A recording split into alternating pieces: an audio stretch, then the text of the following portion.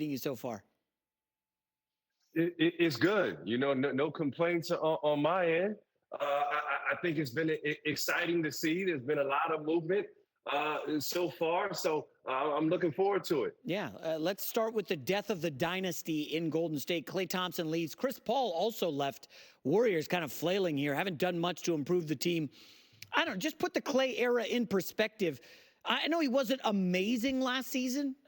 Still, I think he made the fourth most threes in the league. This is still a loss for the Warriors. And you just wonder, are they about to go through some major drought here, given the aging roster, the young guys not ready, and just kind of the feeling of it's over now that Klay's gone? Yeah, I can definitely see a drought from the Warriors coming. Klay Thompson, although he wasn't as productive as he has been in the past, you had to guard him. You had to hug him. There's a no help rule when guarding Klay Thompson at the end of the day, and those guys can find a way to compete and win games. Now, coming up short come playoff time and not making a deep run, those are the expectations when you pay out the salary that you do there and you bring in a Chris Paul. You don't bring in Chris Paul, to just barely make the playoffs or the play-in. You bring him in to, win ball games. So obviously the Warriors are looking to move in a different direction. The botched trade with the Clippers not going through, that was a huge, huge loss. And you know what happens, and the Lakers have seen this in the past, the Warriors, because how good they are, nobody wants to help them. Nobody was wanting, the Clippers were like, man, we're not sending you Paul George so that you can retool and potentially win. And again, they're going to have to find a way to make this happen on their own. I'm intrigued to see what happens with Steph Curry, how he's going to go through another year of kind of his guys not being ready, not having the weapons and assets around him. So I don't think Golden State's done dealing. There's probably a couple more moves that they may want to make, because obviously when you have Steph Curry on your roster, you have an older Draymond Green, you're still going to be in win now mode. So Mike Dunleavy's going to have his work cut out for him. All right, Ryan, I got to ask you, who's a bigger loser in the Klay Thompson free agency decision? LeBron? Because LeBron did call him allegedly and try to recruit him, or the Lakers, who allegedly said, we can offer you 4 years, $80 million. They didn't actually have the cap space. They would have had to make some moves. But can you pick one of those two, or are they kind of co-joined? It's clearly the Lakers. LeBron is good. Yeah. Okay. Just LeBron is good, man. Come on, man. His legacy is set. He's in L.A. His son is on the team. Life is good for LeBron. He's going to figure out things. Everybody, stirs this controversy about him. It is who it is. But in terms of the Lakers, you kind of had a real legacy move there. The son of Michael Thompson grew up a Lakers fan, could have, made a move or had the same money to stay there, but elected to go to Dallas. That was a bit of a hit to the Lakers, on top of, hey, not signing Danny Hurley. When you're an organization that's that big, kind of swinging and missing, that's a tough pill to swallow. Now, at the end of the day, the Lakers are going to be okay. But, you don't want to, when you offer a player, you offer a coach, and those people decline, and they're not comfortable in going into whatever the situation may be for any reason. I'm not pointing to LeBron or anybody. It's a knock. It's a knock, and it's a bit of a slap. Yeah, let's stick in the West for one more before we get to Paul George.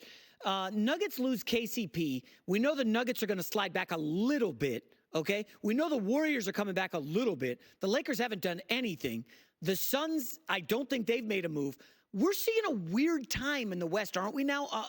Ryan, it appears like OKC, Minnesota, I don't know, Dallas, are those the three best teams in the West? They are. I'm not going to give up on the Nuggets. I felt the Nuggets just weren't healthy enough. They were tired, really fatigue set in. So you can throw them in. Oklahoma City, I love the improvements that they made, bringing in Caruso and Hartenstein. They really just had to kind of just, get some of those leaky gaps and fill them up. So I do like what the Thunder are moving forward, but they have to show me that they're old enough, they're experienced enough to go out and win a playoff series and continue to move forward. So I think the West is wide open because, Jason, what we're seeing is because of technology, advancements in technology, the older stars are still playing at a very, very high level, but they cannot play at the same pace that they used to in the past. And when you got these young Anthony Edwards and Lucas that are continuing to ascend, so there's a changing of the guard there. Again, last time we talked, we spoke about this, no LeBron, no Curry, no Durant. those are huge changes in the NBA. All right, let's go to the East where the Sixers won, allegedly, the Paul George sweepstakes. I don't think there was any other competitors. I don't know. It just feels like the big three era is over throughout the league. The Bucks have a big three. They couldn't do anything. Suns have a big three. Nothing for them. It almost feels like the ship has sailed due to the whole punitive tax situation, the second apron. I don't know. Is this big three going to work in Philly? I think that the question would be health. You know, whenever you have Joel Embiid healthy, you have a chance to win. He's that darn good. But if he's not healthy, Paul George is missing. We're going to be singing the same song that we were with Paul George in LA. But in all reality, what you get is that third option, and where Tobias Harris is great in catch and shoot opportunities, rip and go, posting up a mismatch. Paul George can put the ball on the floor and makes plays.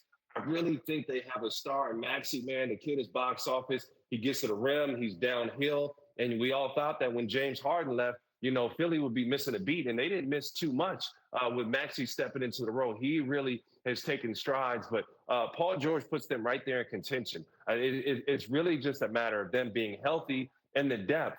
And when we talk about big threes, you know, normally I like to argue with you and mix it up a little bit. But at the end of the day, I think what Boston has showed us, and we always have to glean from the champions, is their depth won out. You know, where the Nuggets looked tired, where Milwaukee was injured and tired, where all these stars were getting run to the ground.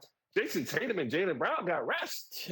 Derek White, those guys got rest. They were not tired. And when they were needed the most, Drew Holiday got rest. They weren't playing 40 minutes at night. You know, this wasn't New York Knicks basketball. And even though New York had a heck of a season, it was their depth that won out. So to answer you, I think you need a big two, at least, but you got to be deep.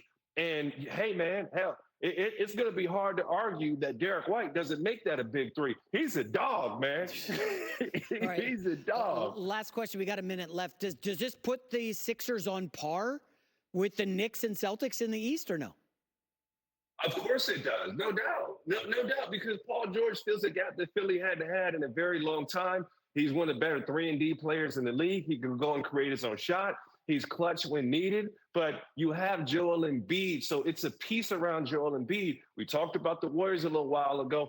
Philly's in a win-now situation. When you have that type of talent, you cannot wait until tomorrow to stack your roster, and Philly did a great job in the offseason. I give it an A-plus move. Paul George was highly sought after. A-plus. Okay. All right, Ryan Hollins. Catch him on Fox Sports Radio's Sundays, 9 a.m. to noon Eastern. Good stuff as always, Ryan. Enjoy the July 4th festivities, my man. All right, my man. See you soon. Oh, boy. He loves him, so Joel Embiid. So let's see, Alex. Joel Embiid has partnered up with Jimmy Butler, James Harden, Ben Simmons. Can't get to the conference finals, and we love Joel Embiid. Okay. Yeah, maybe Paul George is the missing piece. Wow, that's kind of optimistic. You never know. I'm an optimistic Paul George, person. the missing piece? You never know. Yeah, wasn't that the claim in OKC? Didn't quite pan out. Wasn't that the claim in the Clippers? Oh, yeah, did not pan out.